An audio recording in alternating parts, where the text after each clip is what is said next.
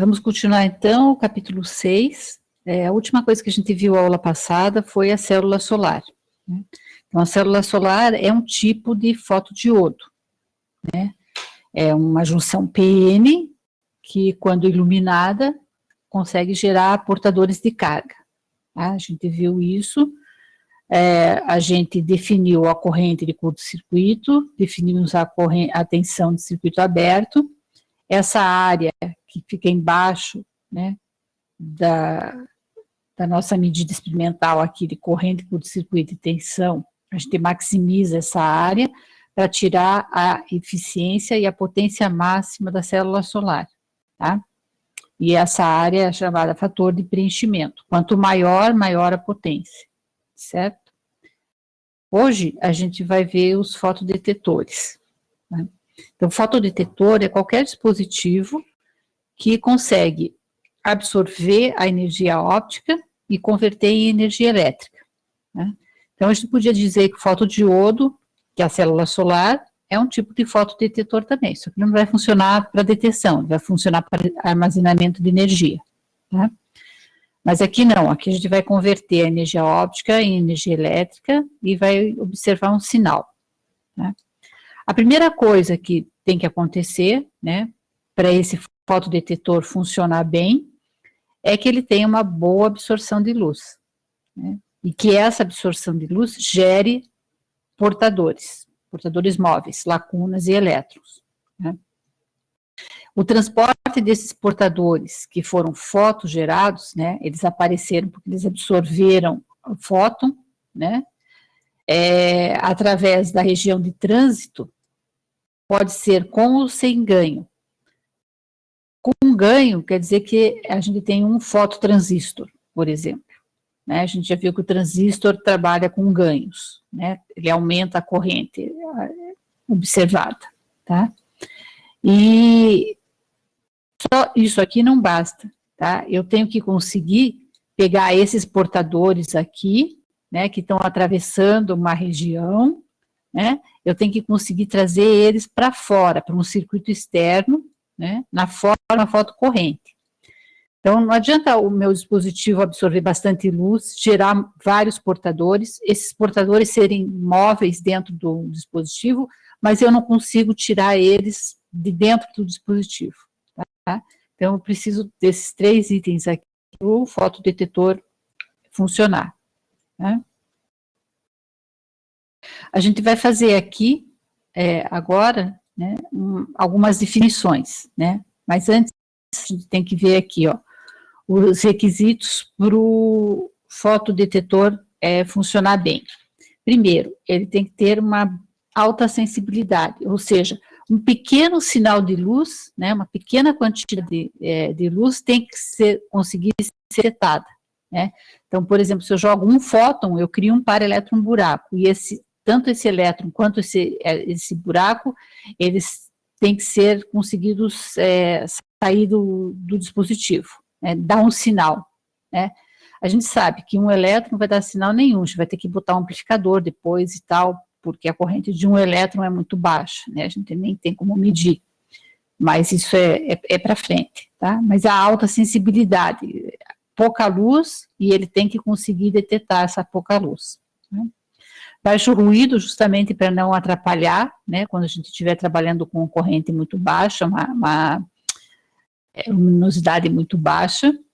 Grande largura de banda, que ele funcione para diversos comprimentos de onda, não só, por exemplo, na luz visível, ou só na luz vermelha e na luz azul ele não funciona, só funciona no infravermelho, não funciona com outra energia, né? Normalmente, os fotodetectores, eles vão funcionar por regiões. Então, um vai funcionar bastante bem na região do azul e verde, ultravioleta, e outro vai funcionar mais na região do vermelho e infravermelho, tá?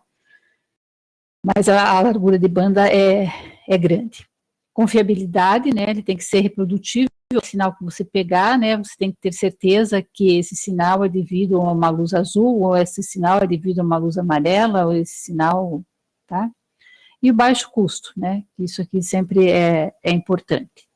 Então, tipos fotodetectores fotocondutores, né, diodos tipo PIN. PIN quer dizer diodo dopado P, com uma camada não dopada, que é o intrínseco, e uma camada dopada N. Tá? A gente vai ver isso aqui. E os fotodiodos avalanche, certo? Para isso, a gente vai ter que fazer algumas definições aqui. Então, a primeira delas, eficiência quântica externa. Tá? A gente está representando aqui por um neta, essa letra grega aqui chama neta. Tá? Neta externo, eu posso escrever só como neta também, depois o intrínseco, a interna, a gente vai botar o I, tá? Então, a eficiência externa, ela é definida como o número de portadores coletados pelo número de fótons incidentes, tá? Então, aqui a gente tem a potência de luz divididos pela energia de cada fóton, tá? Então, esse aqui é o número de fótons incidentes. E aqui é a fotocorrente, né? Que são os portadores que foram fotogerados, divididos pela carga do elétron, tá? É o número de portadores que foram coletados. Então, se eu tenho uma corrente de 10, né, divide por 1,6, a gente tem o número de portadores aqui, tá? E essa eficiência externa, também, ela é proporcional, tá, a essa expressão aqui, ó, 1 menos E na menos alfa L. Isso daqui, né, se a gente for lembrar, tem a ver com absorção, né? O alfa é o coeficiente de absorção.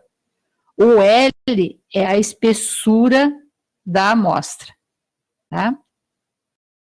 Então, a gente tem essa definição para a eficiência quântica externa, e a gente sabe que ela é proporcional a esse termo aqui, tá bom? A eficiência quântica interna, tá? Eficiência quântica interna, ela já é diferente, ela já está mais relacionada, tá, aos portadores, né, aos microscópicos, né, porque aqui é fotocorrente, aqui é potência de luz, mas aqui são os portadores, é o mundo microscópico. Então, é o número de pares elétron-buracos que foram criados, divididos pelo número de fótons que foram absorvidos. Nesse caso aqui, essa eficiência interna, ela é aproximadamente 1, né? Porque se a gente vai trabalhar com material para fotodetetor, a gente já vai ter estudado antes os efeitos de absorção dele, aonde que ele absorve mais, né? E aí, todos os fótons absorvidos, que foram absorvidos, criaram pares elétron-buracos. Então, a gente tem uma eficiência aqui, tá, da ordem de 1. Porque a gente vai jogar o quê? A gente vai jogar fótons que tenham energia maior ou igual à energia do gap. E aí, essa absorção é praticamente igual a 1. Todos os fótons que estão lá estão gerando pares elétron-buracos, certo? Bom, e aqui, então, a gente tem outra definição que é chamada responsividade do detetor, tá? E ela é definida como a fotocorrente dividida pela potência incidente, tá? A gente viu aqui, né, a fotocorrente pela potência incidente. Aqui a gente está dividindo pelas cargas do elétron, a fotocorrente, e pela energia de cada fóton, né, por fóton, a potência incidente. Só esse termo aqui, tá, é chamado de responsividade do detetor, tá?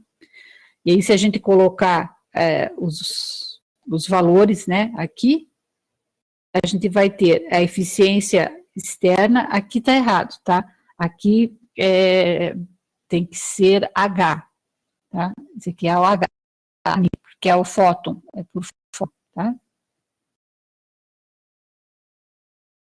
Então, aqui está certo, é a eficiência quântica externa, vezes a carga do elétron, portador, E aqui é H e aqui é Ni, tá? É a energia do fóton, tá?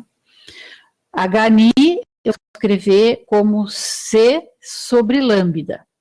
C é a velocidade da luz. Então, eu vou ficar com o H vezes o C, que vai me dar um valor aqui constante, né? E esse aqui, a frequência é C sobre lambda, o lambda passa aqui para o numerador, certo? Bom, se a gente for olhar num gráfico, né, da resposta aqui do fotodetetor em função do comprimento de onda, o comprimento de onda está crescendo na diz positivo, a gente consegue ver que à medida que o comprimento de onda aumenta, ele é linear com a resposta. Então, a resposta vai aumentando. Eu vou aumentando o comprimento de onda, essa resposta vai aumentando, tá? Essa linha pontilhada é no caso da gente ter um fotodetetor ideal, ou seja, que tem uma eficiência quântica externa igual a 1, tá? Mas o que a gente vê aqui, ó? Eficiência quântica externa, né? Para ela ser igual a 1, para essa eficiência quântica externa igual a 1, eu vou ter que ter um coeficiente de absorção aqui infinito. Porque aqui tem uma exponencial decrescente, eu vou ficar com 1 sobre infinito, que vai dar 0, e a eficiência aqui vai ser 1. Então, a eficiência do dispositivo só vai ser 0, tá? Desculpe, ela vai ser 1 quando o coeficiente de absorção for infinito, tá? E isso não é o real, tá? Não é o ideal, porque a gente não tem um coeficiente de absorção infinito, certo? Mas é isso aqui que está acontecendo nessa linha pontilhada. No dispositivo normal, o que a gente vai ter? Vamos pegar primeiro esse ponto aqui, ó. Tá? O comprimento de onda cresce para lá, só que a gente sabe que o comprimento de onda é inversamente proporcional à energia, tá? Então, o comprimento de onda está crescendo para lá, mas a energia está crescendo para cá, tá? Então, quando a energia aqui for maior do que a energia do gap, tá? A energia do comprimento de onda que a gente está dando, né, dessa potência incidente aqui, tiver um comprimento de onda menor para cá, né, e a energia é maior, é o contrário, tá? Então, para qualquer comprimento de onda menor aqui, tá, eu vou ter o quê? Eu vou ter uma resposta, mas eu tenho que levar em conta esse coeficiente aqui também, essa eficiência quântica aqui, tá? Então, quando essa eficiência quântica aqui, a absorção dela chegar, que ela é diretamente, vamos lá, estou fazendo confusão, ela é diretamente proporcional a esse termo aqui. Quando é infinito, né, a eficiência quântica dá 1, né, e eu vou ter uma resposta, aqui 1, e isso vai crescer linearmente, tá? Se eu tiver um coeficiente de absorção igual a 0, aqui, né, um E elevado a 0 dá 1, então essa eficiência aqui vai ser 0. Para essa eficiência 0, eu vou ter uma resposta, né, se essa eficiência for 0, a resposta é 0, tá? Então, a gente consegue desenhar essa linha aqui para o fotodetetor ideal, certo? Agora, aqui a energia é maior do que a energia do gap. Então, a onda de luz, a luz chegando, tem energia maior que a energia de gap. Então, a gente vai ter fótons absorvidos, né? E vai poder criar os pares elétron-buracos e vai ter um sinal. Para energias menores do que a energia do gap, não tem absorção nenhuma, tá? Então, a resposta é 0. Se a gente tem uma energia muito grande chegando no meu detetor também, o que vai acontecer? ela vai jogar elétrons, vai criar os pares elétron-lacunas com energias muito altas, tá? E eles vão lá para cima na banda, né? Então, até eles descerem e chegarem numa posição que a gente consiga retirar como cargas, como uma fotocorrente aqui, tá certo? Vai demorar muito. Então, a resposta vai ser muito lenta. Por isso que a resposta cai bastante aqui quando a gente aumenta a energia do fóton, tá? De luz que tá chegando, tá certo? Vocês entenderam aqui?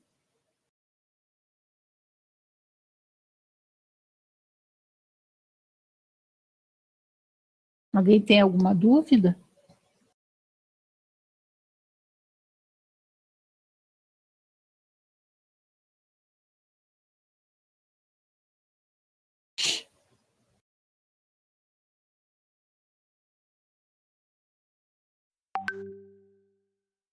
Tá? Então, ó, a gente tem uma região aqui para o fotodetetor funcionar. Quando a gente faz experimentos e fotominescência, né, a gente tem que colocar um fotodetetor, tá, para receber o sinal de luz que está saindo da amostra.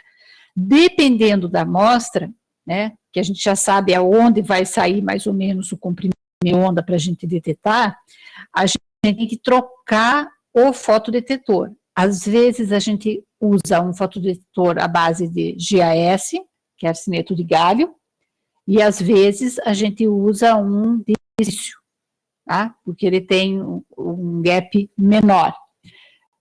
Quanto a energia do fóton? Quando a energia do fóton é muito alta, né, o que ele vai fazer? Ele vai jogar os portadores lá para cima na banda de energia, né?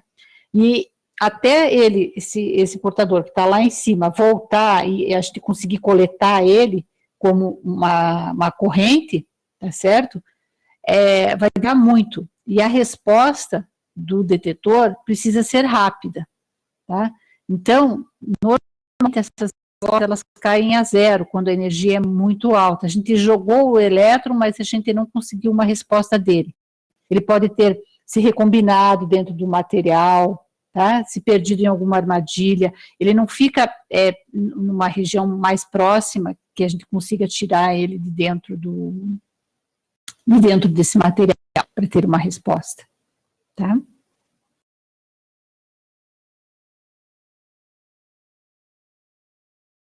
Certo?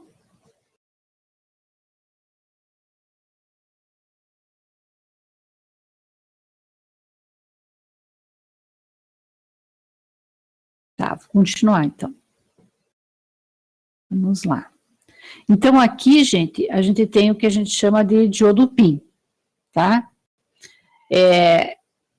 Como eu já tinha falado, a gente tem um lado P, bem dopado, o meio aqui é intrínseco.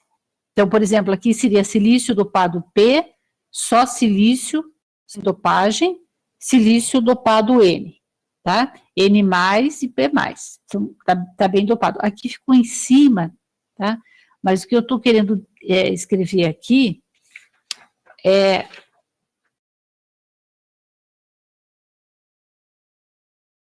o tempo de trânsito e o tempo de vida, tá? Quanto o portador vai levar para atravessar e qual é o tempo de vida dele, certo? Então, vamos lá. Se o lado da junção é mais dopada e aqui é mais dopado, a camada de depressão cai toda na região menos dopada, tá? Então, a camada de depressão está toda aqui dentro do material intrínseco, tá certo? Esse tipo de dispositivo aqui, então, a gente vai ter que ver o que a gente vai querer dele, né? Se a gente vai querer velocidade de resposta ou se a gente vai querer uma resposta mais consistente. Consistente, como é que eu posso dizer? Uma resposta melhor, né? A gente quer uma resposta rápida, né? É um valor rápido ou quer uma resposta mais consistente, tá? Ou seja, ter uma responsividade boa, tá? Então, vamos lá como é que isso aqui vai funcionar, né? Eu vou jogar luz aqui nesse material, tá? A gente tem que primeiro ver que o tempo de difusão do portador. Difusão são elétrons indo daqui para o P, lacunas indo do P para aqui, elétrons vindo daqui para cá e lacunas vindo daqui, peraí, lacunas vindo daqui para cá, difusão, e elétrons vindo daqui para cá por difusão, tá? Esse tempo de difusão que eles levam para passar as barreiras, tá? Ele é maior do que o tempo de deriva. O tempo de deriva são o quê? São aqueles elétrons que são gerados aqui e que são sugados pelo campo, tá? E aqui são as lacunas geradas aqui, que são sugadas pelo campo também, tá? Então, aqui a gente tem a corrente de difusão de elétrons, né? Lembrando que o elétron sempre está o fluxo é contrário à corrente, tá? Então, estão indo elétrons daqui para cá, tá? Mas a corrente é nesse sentido, tá? E aqui dentro, tá? A gente está mostrando a corrente de deriva, né? Para os elétrons estão indo para lá, mas a corrente de deriva é nesse sentido. E aqui embaixo são as lacunas, tá? Esses elétrons de difusão aqui vão levar mais tempo para chegar até o outro lado do que os elétrons que foram gerados, que são devidos à deriva, tá? Porque o tempo aqui da deriva é menor do que o tempo de difusão, certo? Porque a gente criou esses portadores de deriva aqui dentro, ó, no intrínseco, na metade da camada, tá? Enquanto que a difusão, eles estão nas interfaces aqui do intrínseco com o dopado, do intrínseco com o dopado, tá? Então, eles têm um percurso maior até atingir o outro lado, tá? Esses aqui vão andar menos, tá? Os que foram criados aqui por deriva, tá? Então, na hora que eu joguei luz, né, eu quero tirar esses portadores como um sinal elétrico, né? Então, eu quero esses portadores que foram formados aqui, né, que eu estou jogando luz, né, eu quero que eles saiam aqui rápido. Então, se eu quiser uma resposta, uma velocidade de resposta alta, eu vou fazer o quê? Eu vou diminuir a camada de depressão aqui, certo? Se eu diminuir a camada de depressão, eles conseguem passar melhor e mais rápido vindo para cá, tá? Isso posso fazer aqui, dopando mais e mais e mais esses lados aqui, tá? E daí eu passo a camada de depressão toda para cá, tá? Então, eu vou diminuir a camada de depressão. O problema todo é que, se eu quiser uma resposta alta, tá? Eu tenho que ter uma eficiência externa alta.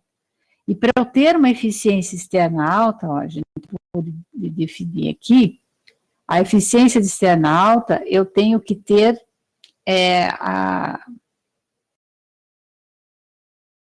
uma potência de luz, né? Ela é definida assim, fotocúpula pela potência de luz, né? A quantidade de luz que está chegando, né? Ela tem que gerar mais portadores, mais fotocorrente.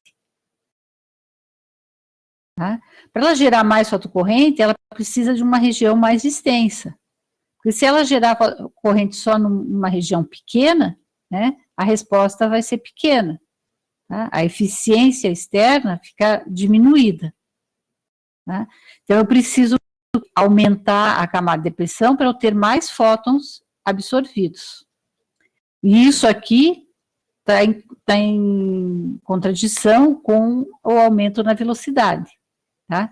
Para aumentar a velocidade, eu preciso diminuir a camada de depressão, e para eu ter mais fótons, para aumentar a eficiência, para aumentar a resposta, eu preciso de uma camada de depressão mais alta. Então, aqui a gente vai ter que trabalhar outra vez, né, com o design do dispositivo. Vai depender, esse diodo PIN, ele vai poder me dar uma velocidade de resposta mais alta, se eu fizer uma camada baixa, uma diminuição na camada de depressão. Ou ele vai poder me dar uma boa resposta, mas eu vou ter que aumentar a camada de depressão, mais confiável, esse daqui, tá? Entendido? Tá. Então, agora, a gente vai ter um outro tipo de diodo, que a gente chama do diodo de avalanche, tá? Esse daqui, se a gente estivesse fazendo um experimento no laboratório, tá? Ele é mais ou menos qual o fotodetetor que a gente coloca para fazer o experimento de efeito fotoelétrico, tá? Então, o que, que ele faz? A gente vai jogar um sinal de luz, né? Esse sinal de luz é um valor pequeno, tá? A intensidade é muito baixa, tá? Então, é o que ele está falando aqui, ó. Aumentar a sensibilidade para sinais de baixos níveis e resposta de 1 nano. Ou seja, a quantidade de luz que entra é muito baixa. A quantidade de portadores fotogerados vai ser baixa também. Se a corrente é muito pequena, menor até do que 1 nano, tá? É difícil da gente detectar. Então, a gente vai precisar colocar no dispositivo um amplificador. Ou, em vez disso, usar um fotodiodo desse tipo avalanche aqui. Ou seja, a gente vai polarizar a minha junção reversamente, tá? Com tensões bem altas, tá? E próximas da ruptura. Lembra, a ruptura é quando a gente tem muitos portadores lá, viajando com energias muito altas, né? E vão colidindo com os átomos da rede e vão liberando mais portadores, tá? Então, no fotodiodo avalanche é isso aqui que acontece. A gente jogou um sinal bem pequeno e ele criou um par elétron buraco. Aí você aplica uma polarização reversa bem alta, esse par que foi criado, elétron buraco, vai se mover com energia muito alta lá dentro, vai começar a colidir com os átomos, vai liberar mais elétrons, né? E aí você vai ter um sinal na sua saída, tá? Isso aqui é quase um amplificador, tá certo? De sinal. Entendido até aqui?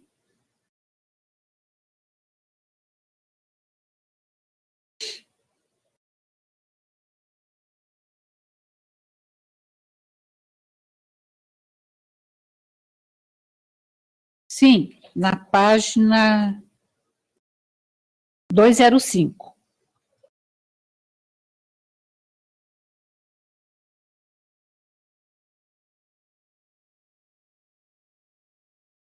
Isso, só no finalzinho. Tá?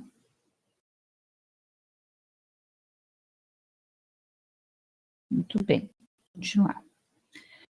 Agora, a gente vai, então, ver o diodo emissor de luz, tá? Nesse caso aqui, a gente tem o contrário, né?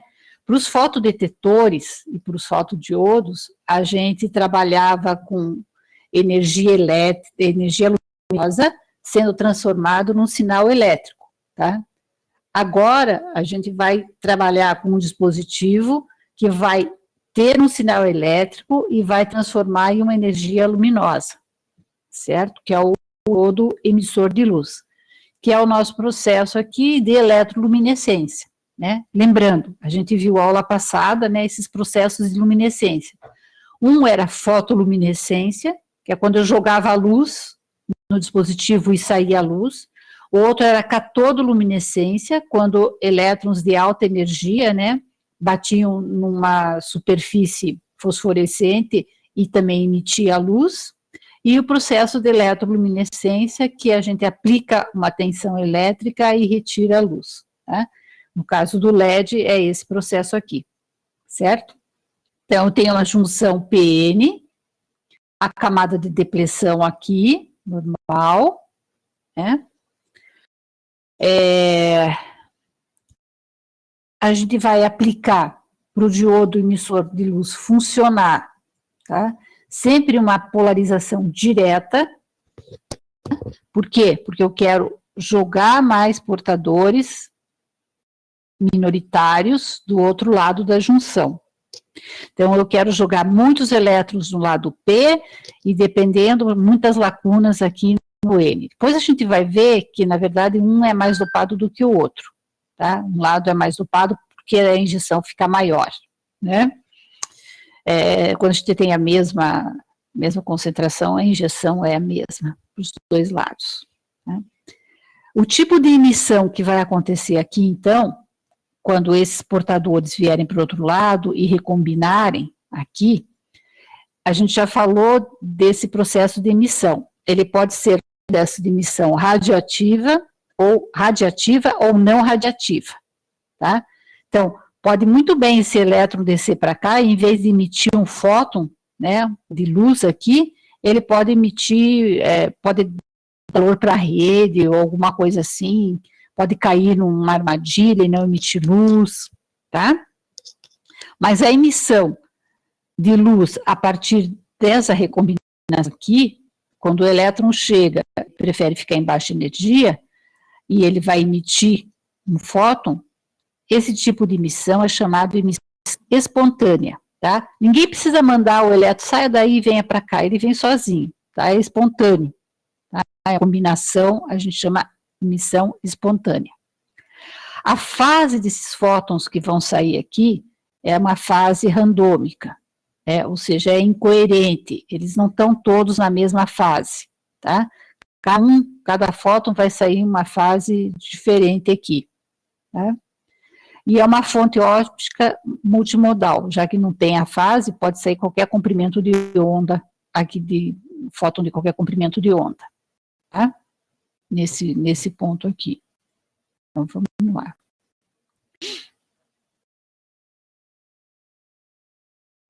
Como que a gente vai fazer, né, um dispositivo emissor de LED? Como que a gente constrói, né? Outra vez aqui, ó, é uma junção PN. A junção PN é muito importante porque ela sai para fazer muitos dispositivos, né? A gente já viu que deu para fazer célula solar, deu para fazer os fotodetectores, né? E agora está dando para fazer o LED, também dá para fazer laser e assim vai, tá? Ele funciona com bastante coisa, bastante dispositivos, né? Um diodo retificador e etc. Bom, a gente tem uma junção PN aqui, né? Outra vez, do mesmo jeito que a gente fez para a célula solar, colocando a interface entre P e N bem pertinho da superfície, ou seja, uma camada aqui de P muito fina, para ele ficar mais perto possível da superfície, como a gente fez na célula solar, a gente vai fazer aqui para o LED, tá? Por quê? Porque se ele ficar muito longe da superfície, os portadores, os fótons que vão ser gerados aqui com a emissão, conseguirem chegar lá na superfície, eles podem ser reabsorvidos, pode ter vários problemas aqui e a luz não sai do material, tá? Então, a gente tem que fazer eles bem próximos aqui da superfície, né? Essa aqui é uma estrutura característica para o LED, tá? A gente vai fazer... a gente vai definir, né? Aqui a gente está falando de eficiência. Tá? Então, a gente tem o LED aqui, e a gente tem 3 tipos de eficiência que vão ser importantes para esse dispositivo aqui funcionar, tá? A primeira delas vai ser eficiência de injeção, a segunda, eficiência de recombinação, e a terceira, eficiência de extração. A gente vai ver cada uma delas aqui, tá? Separada. Então, vamos lá. A eficiência total, então, é eficiência de injeção, recombinação e extração. No caso da eficiência de injeção, tá, ela facilmente chega ao máximo, tá, que é 100% de eficiência, né? Por quê? Vamos lá. Tenho minha junção aqui, vou polarizar diretamente. Na hora que a gente polariza diretamente, a altura da barreira diminui. Então, eu consigo injetar muitos portadores aqui para o outro lado, tá? Então, essa eficiência de injeção aqui com qualquer polarização suficiente para vencer a barreira de potencial e de energia que existe na junção, eu consigo injetar todos os elétrons que quiser para cá. Então, essa eficiência de injeção, tá certo? Ela é praticamente 1 para todo tipo de material aqui, tá? No caso aqui, a gente está fazendo um exemplo, né? Aqui tem a fórmula, tá? De como que a gente define a eficiência de injeção. É 1 mais a mobilidade do portador, vezes o portador minoritário, comprimento de difusão, tá? Isso aqui é 1 sobre isso, tá? No caso do GaS, que é um semicondutor 3,5, a mobilidade das lacunas maior que a mobilidade de P aqui, tá? E o comprimento de difusão é mais ou menos o mesmo, né? Então, esse termo aqui, tá? Vai ficar muito próximo de 1, tá? A gente coloca aqui uma junção assimétrica, ou seja, a gente dopa mais um lado do que o outro, tá? N mais e P, certo? Mas essa injeção aqui sempre vai ter um valor bem próximo de 1, ou seja, é uma eficiência muito boa, tá? A eficiência de injeção a gente não precisa se preocupar muito, né, com esse tipo de eficiência. Já a eficiência de recombinação, aí a gente vai ter algum probleminha aqui, tá? Essa recombinação vai ser a razão do número da luz que está saindo, de fótons, né, que foram gerados, pelo número de elétrons injetados. Então, vamos lá, ó. A recombinação. Aqui, ó, injetei 1, 2, 4 elétrons, né? Injetei 4 elétrons. Para ter uma eficiência de recombinação de 1, esses 4 elétrons vão ter que gerar 4 fótons, quando eles recombinarem aqui, tá? Isso aqui não é fácil de conseguir. Parece, né, quando a gente fala, ele vem aqui e cai espontaneamente, é bem tranquilo e tal. Não é. Aqui já é um jeito da gente ver o material diferente para a gente usar aqui. Quando eu falei, a gente definiu gap direto e indireto, eu falei que para cada tipo de gap, né, o material ia servir para fazer um tipo de dispositivo. No caso da célula solar, que a gente precisa retirar as cargas, né, no caso da célula solar, o que acontecia? Eu gerava os portadores e eu queria que o tempo de vida deles fosse o maior possível para dar tempo de eu pegar as cargas, né, como corrente e tensão útil do dispositivo. Para isso, eu estava usando o silício, que tem um gap indireto, né, porque demora mais para o elétron-buraco recombinar.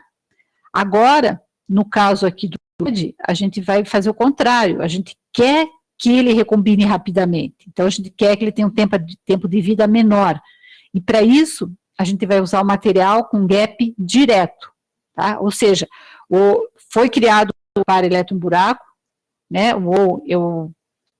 desculpe, não foi criado para elétron-buraco, eu injetei portadores aqui desse lado, eu quero que ele recombine o mais rápido possível. Se esse gap fosse indireto, ia passar lá por um nível de impureza, ia ter que fazer toda a conservação do momento, né, do vetor H cortado K, até chegar e recombinar. Então, para esse tipo de dispositivo, LED, a gente vai usar um material com gap direto. Eu quero que o tempo de vida seja pequeno do portador e que ele recombine o mais rápido possível, tá? Ainda assim, com gap direto, tá? Essa eficiência de recombinação, neta R, ela só é da ordem de 50%, tá? Quer dizer, eu jogo 4 elétrons, espero 4 fótons, mas não é o que acontece. Eu consigo gerar 2 fótons com os 4 elétrons, tá?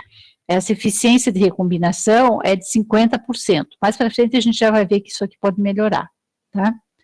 No caso do gap indireto, por exemplo, se eu fizesse um LED de silício, essa eficiência de recombinação é muito menor do que 50%, tá?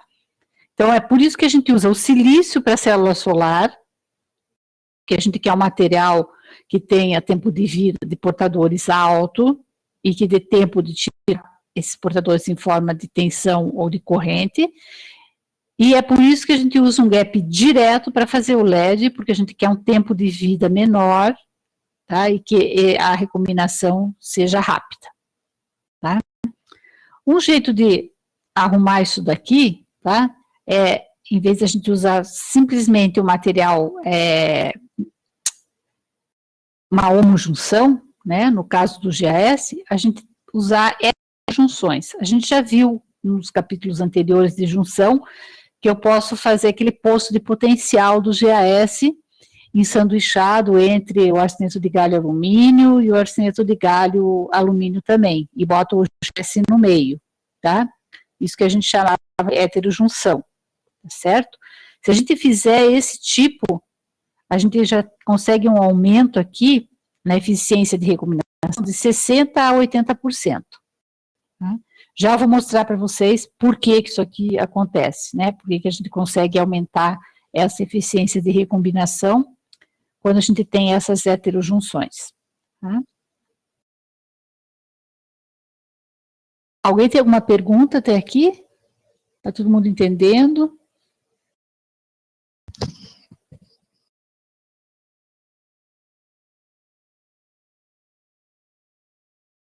Tem alguém ouvindo a minha aula?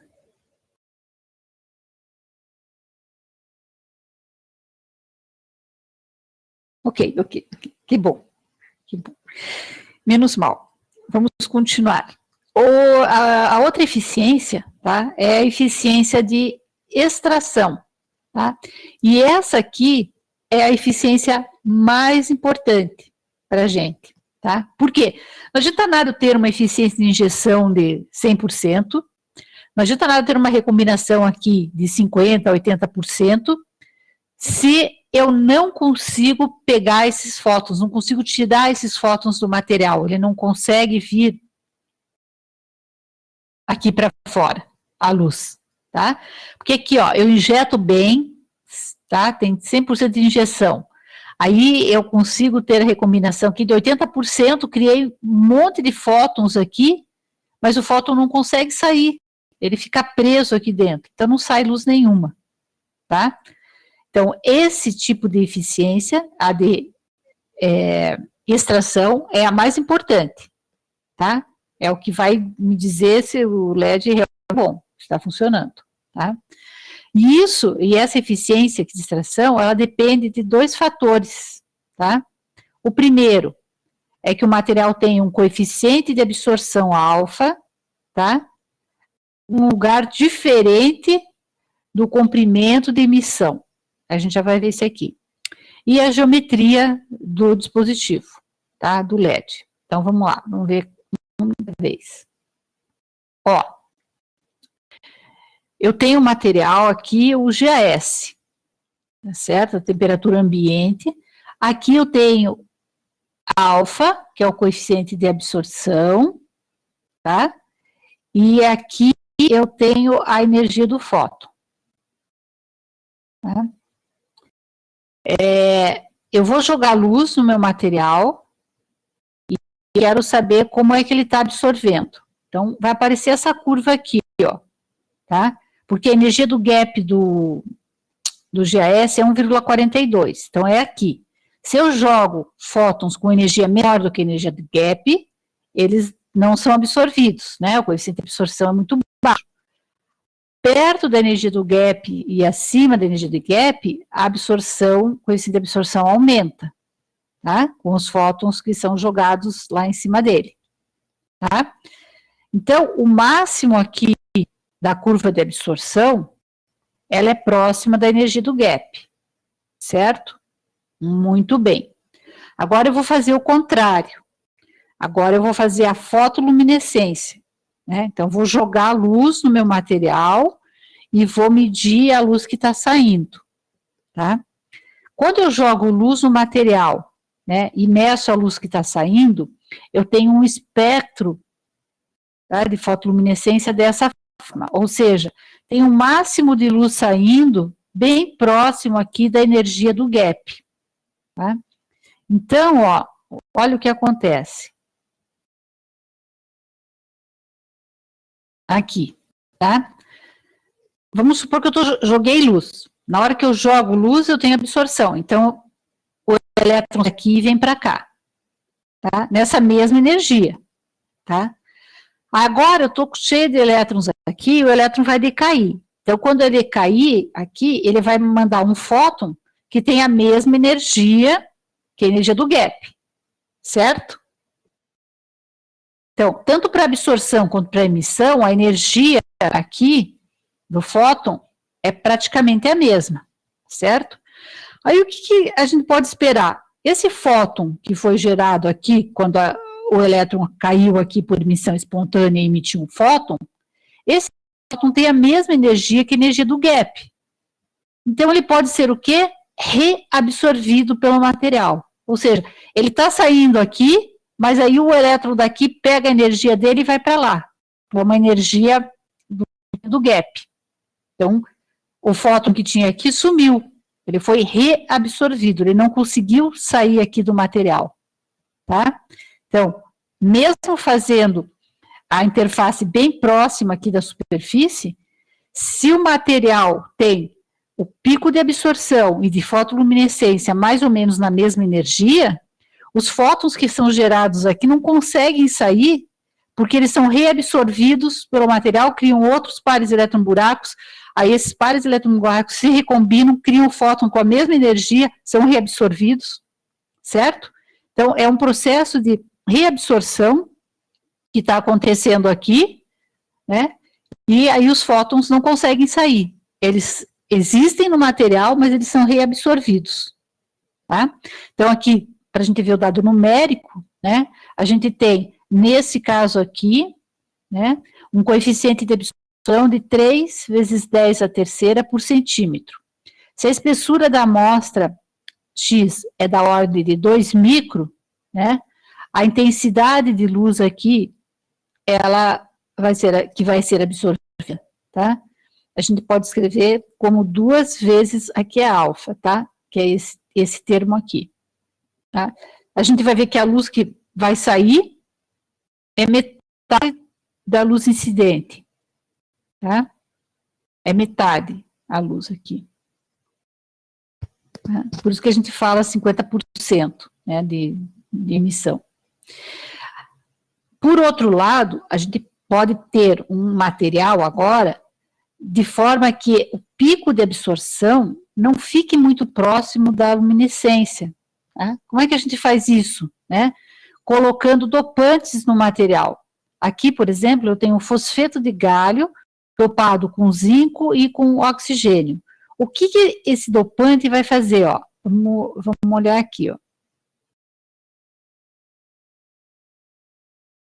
Aqui a gente tem o material puro, né? Então, quando eu jogar a luz, eu vou ter absorção. Vou criar portador daqui para cá. Tá? Se eu tiver átomos dopantes aqui no meio, com níveis aqui no meio, né, o que vai acontecer? Como a luz que eu estou jogando é maior do que a energia do gap, o elétron daqui não vai vir para o nível aqui, mas ele já vai para cima, tá? Porque a energia é muito alta, ele vem aqui para cima. Quando ele chega aqui em cima, então, agora vai acontecer o processo inverso, de emissão. Só que o que vai acontecer? O elétron vem daqui e ele cai nesse nível mais baixo, tá? Essa passagem daqui para cá é não radiativa, tá? Ou seja, ela entrega calor para a rede. E aí, só depois dele vir até aqui, é que ele vai cair aqui embaixo, recombinar com a lacuna. Aí ele vai perder isso aqui de energia, ó, que é menor do que a energia do gap. Se o fóton que está saindo aqui tem uma energia menor do que a energia do gap, ele não vai ser reabsorvido. E aí ele consegue sair aqui do meu material, tá? Então, ó, é justamente esse aqui. Aqui eu tenho a curva de absorção, a energia mais alta. Aí eu coloquei dopantes lá dentro, de forma que os elétrons que estavam lá em cima, né, vão agora emitir luz, né, com energias menores do que a energia do gap. E por causa disso, eles não vão ser reabsorvidos, tá? Aqui agora, ó, a gente já tem um outro valor para o coeficiente de absorção, tá? Menor, tá? Porque é menor o gap, é menor a energia do fóton que está saindo, a distância aqui é a mesma, mas a intensidade de luz aqui, ó, é maior que essa daqui. Aqui, os fótons saíram, tá? Eles foram reabsorvidos. Aqui não, tá? Os fótons que estão saindo, eles têm uma intensidade bem alta. Vocês entenderam essa parte de reabsorção?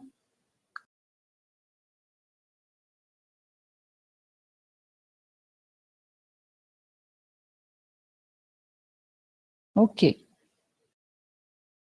Então, vamos para o segundo processo que pode afetar a eficiência de extração do LED, tá? Que é justamente a geometria, né? Quando eu tenho o meu material, o semicondutor aqui, ó, aqui para baixo, né? E aqui para cima é ar, é o desenho, a gente colocou a interface próxima, opa, passei. A gente colocou aqui a interface bem próxima, né? Acabando aqui o semicondutor, cá é o ar, certo? Então, a luz que foi dada lá dentro, do material, o fóton, se isso aqui é plano, tá? Muitos dos fótons que chegam aqui, eles podem ser refletidos de volta para dentro do semicondutor, tá? Porque isso aqui é plano. Alguns vão sair, né, vão conseguir sair, mas vão sair com um ângulo aqui crítico muito grande, tá? Então vai sair uma luz espalhada, vai um pouco para lá, um pouco para lá, né? Você não vai ter, assim, uma concentração de fótons, né, numa certa região, com esse tipo de distribuição, o que é chamado de distribuição lambertiana, né? Que aqui é reto, então reflete bastante para dentro e o ângulo aqui é bem grande, tá? São dispersos, tá? Os fótons que estão saindo. Então, a ideia é a gente fazer essa interface meio curvinha assim, ó, tá? Para dar um jeito de focar todos os fótons, tá? Numa direção determinada, menor o ângulo aí, tá? Então, vai ter uma soma aqui de fótons, tá? Esse tipo de distribuição é chamada de distribuição direcional, tá? Mas, pessoal, não é fácil a gente fazer uma superfície do semicondutor curvadinha dessa forma, tá? Então, vocês já se perguntaram por que os LEDzinhos que vocês veem, eles são redondinhos, né? Eles têm um domo, né? Dessa forma aqui, um vidrinho em cima, é justamente para isso, tá? Para focar a luz que está saindo daqui, todas num certo ponto, tá? Aqui, ó, se a gente trabalhar, né, deixar redondinho a superfície do lado P do material. Mas isso aqui é muito difícil de fazer, tá? Então, a gente continua com a junção PN retinha, mas a gente encapsula ela nesse vidrinho, né, que a gente está chamando de dome. É um material que tem um índice de refração bem alto, tá? É transparente aqui e a luz consegue sair, tá? Entendido até aqui? Sim?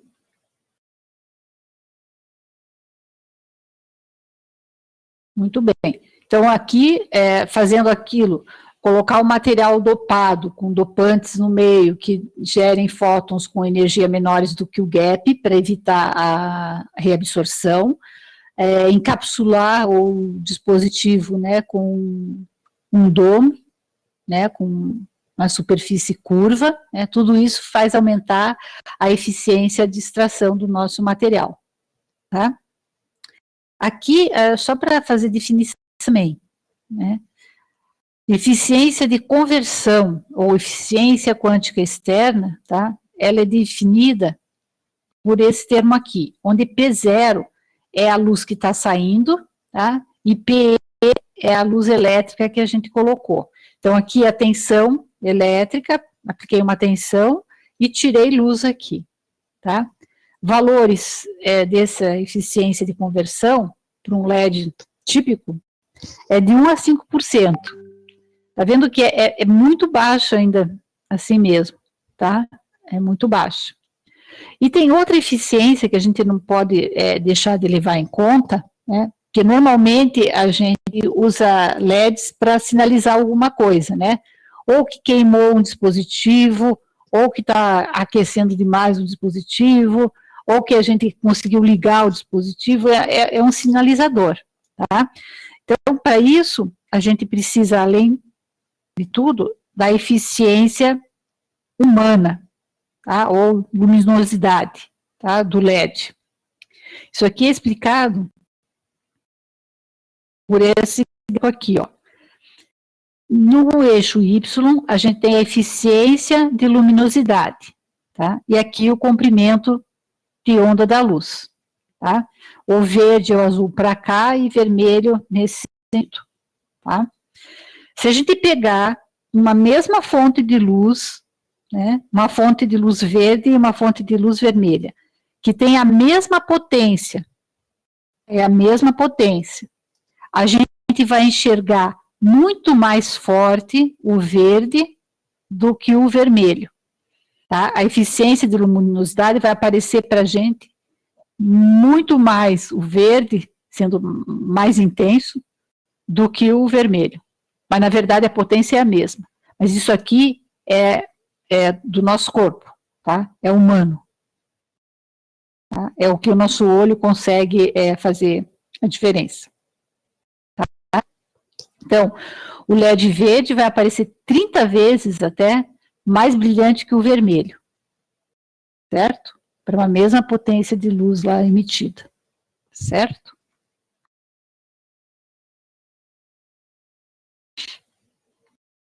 Bom, a gente falou das eficiências, né? Mas quando a gente trabalha com o LED, né? Às vezes ele está solto, né? Só acendendo lá para sinalizar algum efeito, mas ele também pode ser acoplado na fibra óptica para passar um sinal, né? Passar um sinal óptico. A gente tem sinal elétrico, aí transforma em óptico no LED. Ele vai passar toda essa luz dentro de uma fibra óptica e vai ser retirada lá no final por um outro detetor e transformado de volta no sinal elétrico, tá? E aí aqui a gente tem que levar em conta o que chama de perda por acoplamento, né, do LED. Ele vai ter que ser acoplado na ponta, que isso aqui é uma fibra óptica, né, aqui é onde o sinal vai andar, a luz vai andar, aqui fora é uma capa, né, onde a gente pode ter o que a gente chama de perdas, né, do material, tá? Ou ondas evanescentes também, a gente existe isso na física. E a gente chama esse neta, então, de eficiência de acoplamento, ou seja, o LED que a gente vai ter que acoplar aqui, vai ter que emitir a luz, né, com ângulos dentro desse θA aqui, que é chamado ângulo de aceitação. Se o ângulo for maior para entrar na fibra, ele vai bater aqui e vai difratar na parede de fora da fibra, né, que é considerado como uma perda. Tá? Então, também tem que levar em conta, né, essa eficiência de perda por acoplamento, né, da luz que está entrando aqui, certo? Para aí, né, não, cadê?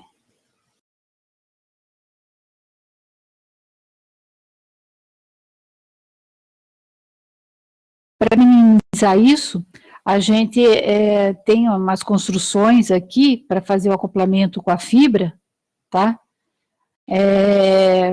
Que dão um certo trabalho, né? A gente vai ter que ter o dispositivo aqui, vai ter que fazer várias camadas em cima, vai ter que comer as camadas de cima até chegar na parte onde vai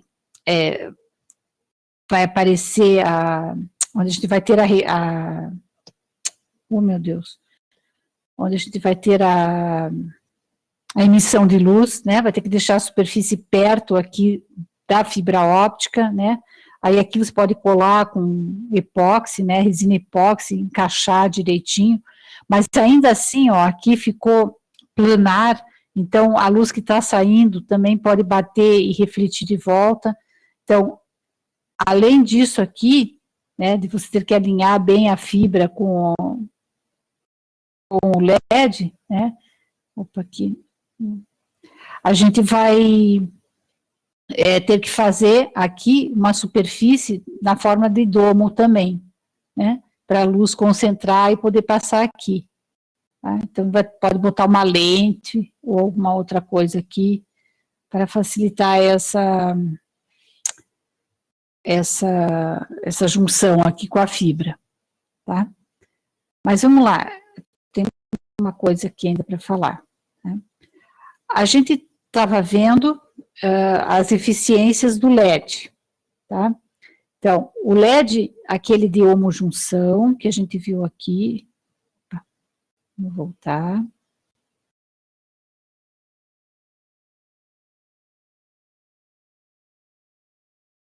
Aqui, né, a gente viu, eficiência de injeção daqui para cá, praticamente 1, né, muito bem, eficiência de injeção era 1.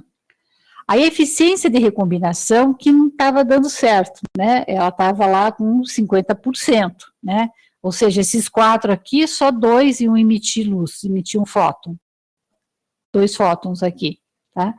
Isso aqui acontecia por quê? Porque quando a gente injeta os portadores, eles podem ir passear lá no material, vão para tudo quanto é lado, vão, né, podem ser, sei lá, espalhados, né, eles ficam andando por aqui, não são todos que vão recombinar imediatamente, né, eles se perdem um pouco aqui. Então, a gente tem essa perda na recombinação. A gente tem também aquela perda na extração, né, da luz aqui. Por quê? Porque esse fóton está saindo com a mesma energia do gap e ele pode ser reabsorvido aqui. Tá? Então, aí a gente perde aqui também. E uma forma da gente consertar isso, né, é, em vez de usar uma homojunção, a gente usar a heterojunção. Tá? Que é aqui, ó, camada de acineto de galho alumínio, uma camada de acineto de galho e a outra de acineto de galho alumínio, tá? Esse tipo de material, ó, tem um gap de energia maior do que no GAS, ó. O gap do GAS é pequenininho, e aqui é LGAS de volta, com um gap grande, tá? Então, o que vai acontecer quando eu tiver um material desse tipo, né, para fazer um LED, né, que a gente vai chamar LED de heterojunção? A gente vai, da mesma forma, injetar portadores, né, então eu aplico uma polarização direta nessa junção aqui, N mais P, e injeto os portadores. Muito bem, a injeção de portadores sempre foi 100%, né, sempre foi igual a 1, né, ela é bem razoável, mesmo para homojunção. Mas, quando esses portadores chegam aqui, ó, eles encontram uma barreira de potencial que apareceu por causa do gap de energia, né, bem alta. Então, esses portadores que forem injetados aqui, eles não vão se perder para lugar nenhum, eles vão ficar confinados aqui, tá? A gente chama essa camada aqui de camada ativa do LED, né? É uma camada estreita e eles vão ficar confinados aqui. Então, se eu jogar 10 elétrons aqui, eu vou ter aqui, sei lá, 8 fótons gerados. Alguns são perdidos elétrons aqui, mas a grande maioria, tá, vai gerar os fótons, né? Então, agora, tá vendo, aumentei já a minha eficiência de recombinação, certo? Simplesmente jogando esses portadores nessa região aqui e eles ficam confinados, tá?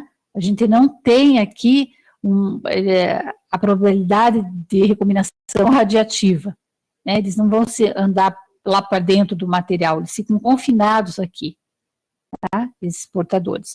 Então, a gente tem um aumento aqui na taxa de recombinação.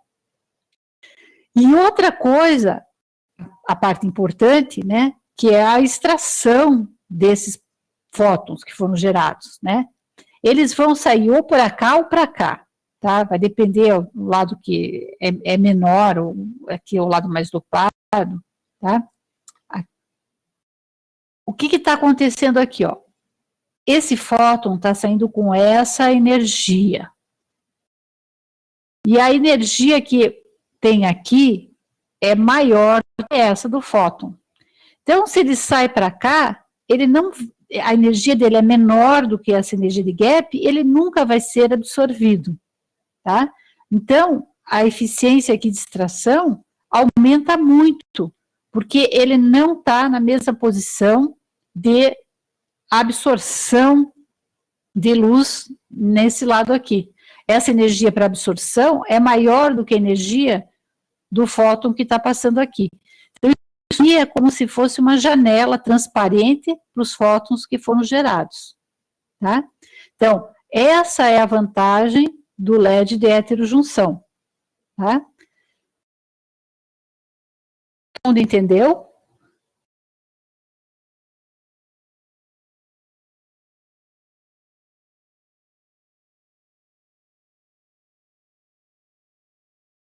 Certo? Então, é um dispositivo simples também e que a gente vai ter uma eficiência bem maior. Tá? A mesma coisa a gente vai ver depois quando for falar de laser. Tá? A gente vai começar com o laser de homojunção e depois a gente vai mostrar o laser de heterojunção.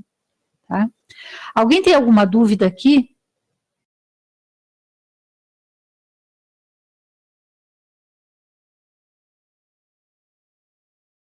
Vamos ver.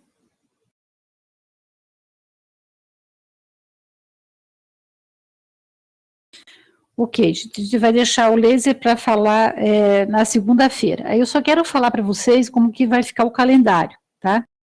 Na segunda-feira, a gente vai acabar o capítulo 6. Aí, teoricamente, a gente acaba a disciplina, né?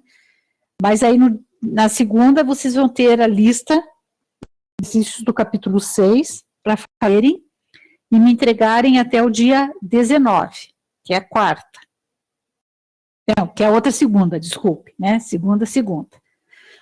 Daí aqui a gente já não vai ter mais aula dessa segunda. Eu vou receber as listas, vou passar as notas e no dia 21, na quarta-feira, eu vou liberar as menções. Aí nesse dia 21, vocês voltam aqui para a aula, tá? Porque aí eu vou ver quem vai querer fazer revisão e vou agendar os horários para vocês, sempre horário de aula, tá? Para quem quiser fazer a revisão. E a gente não vai demorar mais do que 15 minutos por aluno para a revisão. Então, se vocês têm que ficar com a lista ou as questões prontas para a gente ver se eu posso arrumar alguma nota ou não. Tá? Entendido as datas? Citaram?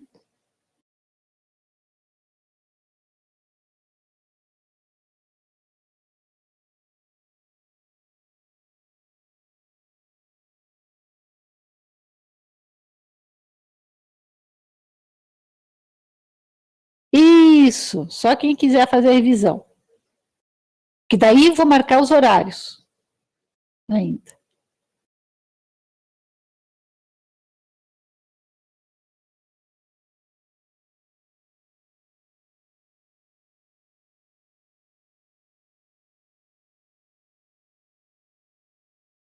Tá certo? Aí, segunda-feira, a gente acaba esse capítulo aqui com os lasers e a gente acaba. Ai, que bom. Mais perguntas?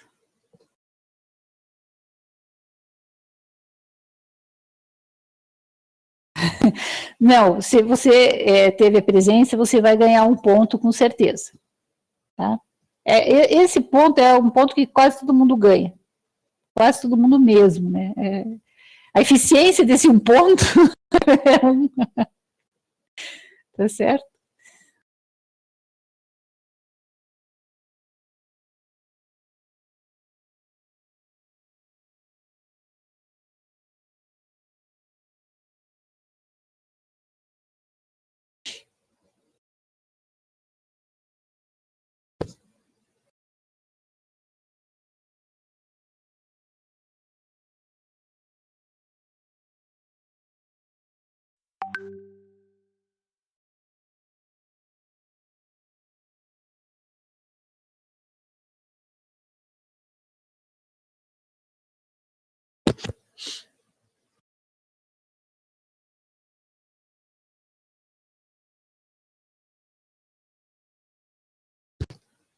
Espera aí que eu vou olhar. Qual é a questão 9?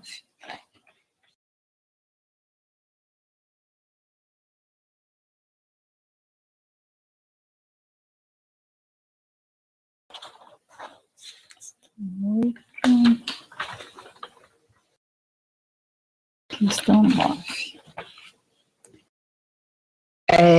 V0 menos VGD igual a VP.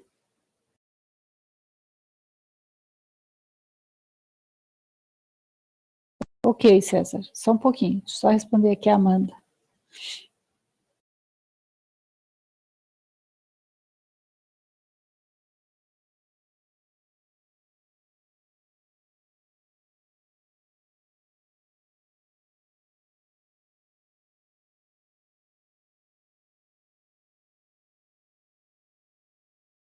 Eu acho que sim, Amanda, deixa eu olhar. Eu acho que eu falei sim.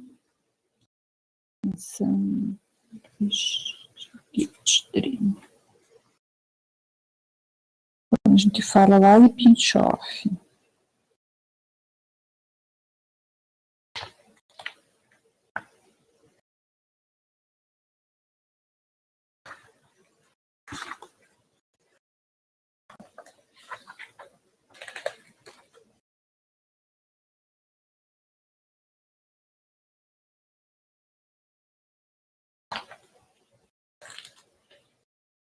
Sim, a equação 541.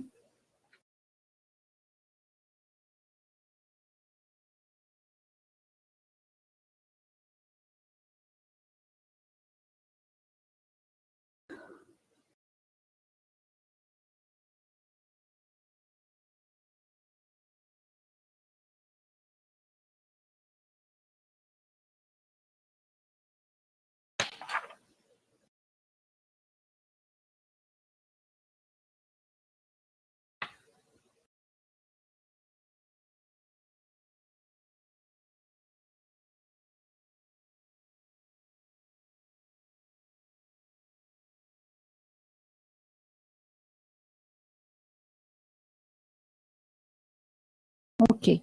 Pode abrir, César. Pode falar. Seria a última questão, deixa eu pegar aqui. É a questão 13. Sim, Eu estou com uma dúvida sobre. Ele não fala qual é o material que. Deixa eu pegar aqui. Beleza, ele fala do canal, mas ele não fala se é alumínio, por exemplo. Mas lembra, quando a alumínio. gente falou em MOS, né, quando eu falei em MOS, eu falei, normalmente, os MOS de silício, eles têm a porta como alumínio, o óxido de silício como óxido, né, isolante, e o semicondutor de silício. Aí a permissividade dele é 3,9, professora relativa? Não. O 3,9 é do isolante, é do óxido. Perdão, do isolante. 3,9 é o óxido. Isso mesmo. Ok.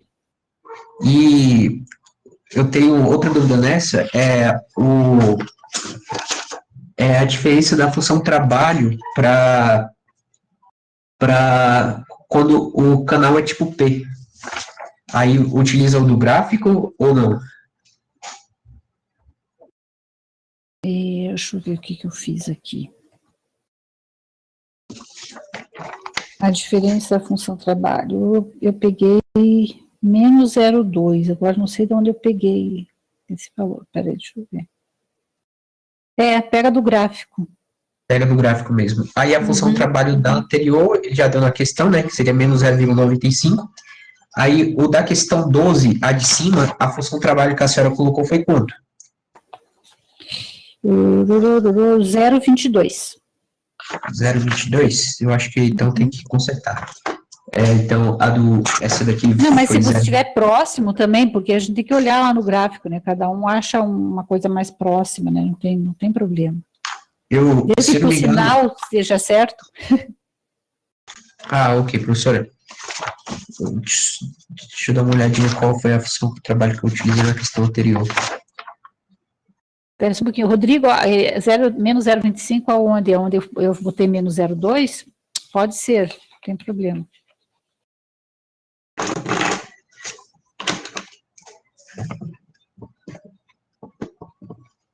Eu acho que isso era essa dúvida, professora. Então, tá bom, poucas dúvidas. É para entregar hoje, né? Hoje está certo, né? Então tá bom. Gente, então não esqueçam, tá? Entregar a lista hoje, até as 8 horas. E bom final de semana a vocês. Tá? Tchau, tchau.